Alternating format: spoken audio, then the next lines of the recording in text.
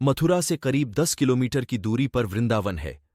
वृंदावन भगवान श्री कृष्ण की क्रीड़ा स्थली है। यहाँ की कुंज गलियों में भगवान कृष्ण ने तमाम लीलाएं की हैं। इसी वृंदावन के रमण रेती में राधा और कृष्णा का बांके बिहारी मंदिर बना है। इस मंदिर की देश ही नहीं बल्कि विदेशों में भी काफी मान्यता है। दूर दूर से भक्त यहां आकर बांके बिहारी के दर्शन कर उनका आशीर्वाद लेते हैं।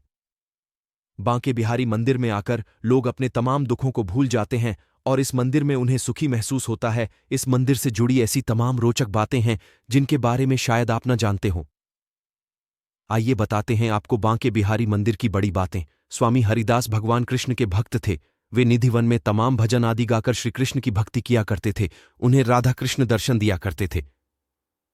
एक दिन वृंदावन के लोगों ने हरिदास जी से कहा कि वे भी राधा कृष्ण के दर्शन करना चाहते हैं। तब हरिदास जी ने राधा कृष्ण की आराधना कर लोगों की बात उनसे कही।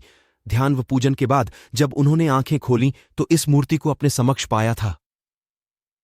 मूर्ति प्राप्त होने के बाद स्वामी हरिदास ने शुरुआत में तो बांके बिहारी जी की निधिवन में ही सेवा की।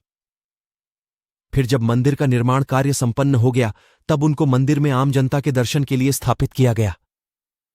बांके बिहारी राधा कृष्ण का सम्मिलित रूप है। यही कारण है कि बांके बिहारी जी के श्रृंगार में आधी मूर्ति पर महिला और आधी मूर्ति पर पुरुष का श्रृंगार किया जाता है। श्री बांके बिहारी जी की मूर्ति के आगे हर 2 मिनट के अंतराल पर पर्दा लगाया जाता है। इसके पीछे मान्यता है कि उनकी छवि को लगातार प्रेमपूर्वक एकटक निहारते रहने से वे भक्त की भक्ति के वशीभूत होकर उसके साथ चले जाते हैं। बांके बिहारी सिर्फ प्रेम के भूखे हैं। वही मान्यता है कि वे भक्त की भक्ति के वशीभूत हो जाते हैं।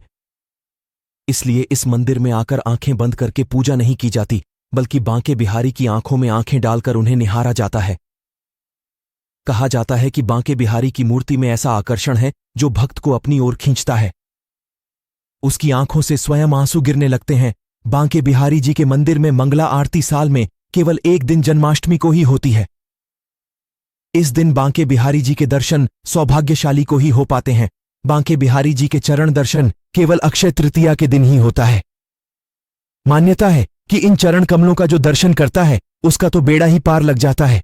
अगर आप बांके बिहारी जी को मानते हो तो कमेंट में बिहारी जी की जय अवश्य लिखें। राधे राधे।